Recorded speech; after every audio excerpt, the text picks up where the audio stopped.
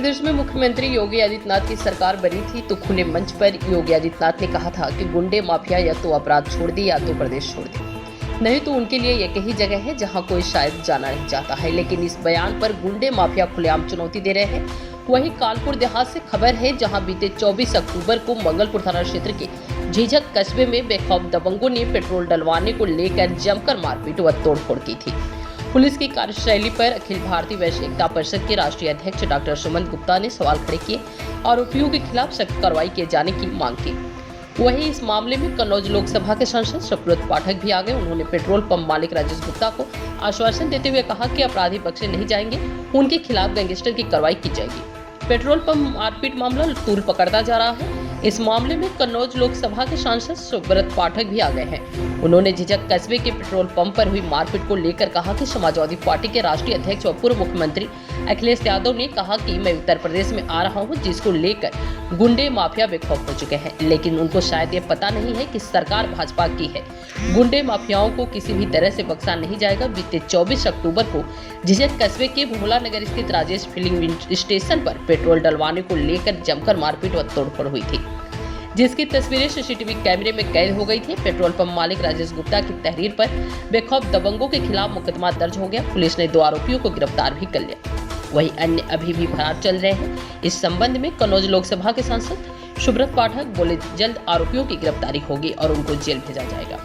पत्रकारों ने लोकसभा सांसद सुब्रत पाठक से सवाल करते हुए कहा कि कानपुर देहात में लगातार पत्रकारों पर फर्जी मुकदमे लिखे जा रहे हैं, जिस पर कन्नौज लोकसभा के सांसद सुब्रत पाठक बोले, जिले के जिलाधिकारी व पुलिस कप्तान से बात करूंगा। अगर यहां पर कोई सुनवाई नहीं होती है, उत्तर प्रदेश के मुख्यमंत्री योगी आदित्यनाथ को पत्र लिखूंगा।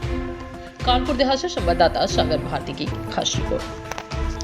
सांसद जी, बीते 24 अक्टूबर को पेट्रोल पंप पर बेखौफ दबंगों द्वारा उत्पात मचाया गया, तोड़फोड़ की गई, उस पर कार्रवाई पर आप क्या कहेंगे? अभी तक कार्रवाई ठोस नहीं हो रही। उत्तर प्रदेश के समाजवादी पार्टी के पूर्व मुख्यमंत्री और राष्ट्रीय अध्यक्ष अखिलेश जी ने कहा मैं आ रहा हूं, तो गुंडे तैयार हो गए हैं, माफिया सब निकल पड़े घरों से, तो उसी की परिणति है। लेकिन वो शायद भूल गए हैं कि भाजपा की सरकार है और इन गुंडों को इनकी औकात दिखा दी जाएगी। 7 पीढ़ियों में भी कोई दूसरा गुंडागर्दी नहीं करेगा। आप मानकर चलिए, कठोर से कठोर कार्रवाई इनके ऊपर होगी। क्या मानते हैं कि लगातार जो आरोपी हैं, अपराधी हैं, इन पर पुलिस की कार्रवाई शून्य क्यों रहती है? क्योंकि इतना खौफ होना चाहिए पुलिस का कि करने से पहले अपराधी सोचे।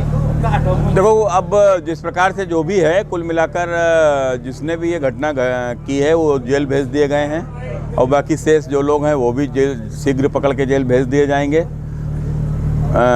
लूट की मुकदमा लिखा हुआ है, गैंगस्टर की भी कार्रवाई होगी आगे, सब जो भी संभव है सारी सब कुछ है। और इतना कठोर सजा इन्हें मिलेगी कि इनकी पीढ़ियों में भी फिर कोई इस तरीके की हरकत नहीं करेगा। कानपुर देहात में लगातार पत्रकारों के ऊपर फर्जी मुकदमे लिख दिए जाते हैं, जबकि पत्रकार अगर मुकदमा साथ लेकर भी जाता है तब भी उसकी नहीं सुनाई जाती है। आरोपी तहरीर दे दे तो उनके मुकदमा पत्रकार देखो, अब ये तो बात छेड़छाड़ करते हैं। अब ये बात तो समझने की बात है, इसमें कहाँ कैसा क्या हुआ है, इसमें हम बगैर समझे हम इसमें आपको क्या टिप्पणी कर सकते हैं। पत्रकार अगर तहरीर देने जाते हैं, ठीक है, हम पत्रकार के बात समझ रहे हैं, लेकिन कोई पत्रकार ऐसा भी तो नहीं है कि जिस मामले में कोई जीवंतता हो। देखिए, दोनों पक्ष की बात सुनना चाहिए और दोनों पक्ष की सुनने के बाद जो न्याय हो वो करना चाहिए। तो सुनी जा रही है। नहीं, अरे कैसी बात, पत्रकार तो इस देश की सबसे बड़े लोकतंत्र की सबसे बड़ी ताकत है। लगातार साक्ष्य भी दिए जाते हैं, फिर भी कार्रवाई नहीं। निश्चित रूप से किसी के साथ अन्याय नहीं हो सकता। कानपुर देहात में 8 सूत्री मांगों को लेकर पत्रकार आमरण अनशन कर रहे हैं, इस पर अभी तक कोई नहीं। देखिए, जो भी पत्रकारों के जायज मांग हैं उनको जरूर पूरा करना चाहिए। अगर आपके यहाँ नहीं सुनी जा रही है, आप हमसे कहिए, हम मुख्यमंत्री जी को लिखेंगे। आपके जो भी जायज मुद्दे हैं उनको हल कराने का मेरा पूरा प्रयास होगा। आमरण अनशन में पत्रकारों का सत्याग्रह तब्दील हो गया मुख्यालय में जिला। ठीक है, अब मुझे तो आज यहाँ जब झिझक आया तब मुझे जानकारी मिली और मेरे लायक जो भी होगा आपके लिए समर्पित। शुक्रिया। ठीक। आज आप फिलिंग स्टेशन पे आए थे, क्या प्रकरण है, किस संबंध में आए? विगत दिवस 24 तारीख को दिन दहाड़े गुंडागर्दी, लूटपाट करने का प्रयास जो फिलिंग स्टेशन पर किया गया, अखिल भारतीय वैश्य एकता परिषद उसकी तीव्र शब्दों में भर्त्सना व निंदा करती है। यहाँ के पुलिस प्रशासन से मांग है कि अपराधियों को जो शेष रह गए हैं अविलंब गिरफ्तार करके गुंडा एक्ट लगा के कठोर से कठोर कार्रवाई की जाए, जिससे भविष्य में इस प्रकार की घटनाएं व्याप्त न हो सकें। इस समय व्यापारियों में गहरा आक्रोश व्याप्त है।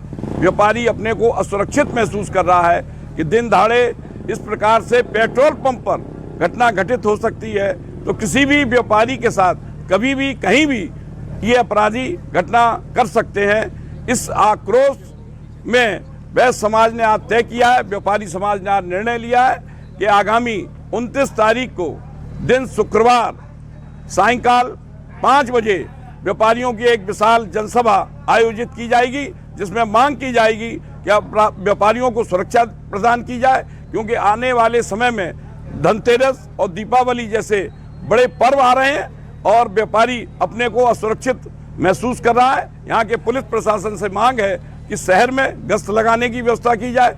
सुरक्षा व्यवस्था की जिम्मेदारी यहाँ के पुलिस प्रशासन की है, वो प्रशासन सुरक्षा व्यवस्था के पूर्ण इंतजाम करे। ये आज हम लोगों ने प्रस्ताव पारित किया है। आज घटना के 3 दिन बीत चुके हैं, मात्र 2 आरोपी गिरफ्तार हुए हैं जो जानकारी मिली। क्या कहेंगे पुलिस की कार्यशैली पर? पुलिस की कार्यशैली असंतोषजनक है। व्यापारियों में भय व्याप्त है, आतंक व्याप्त है गुंडों का।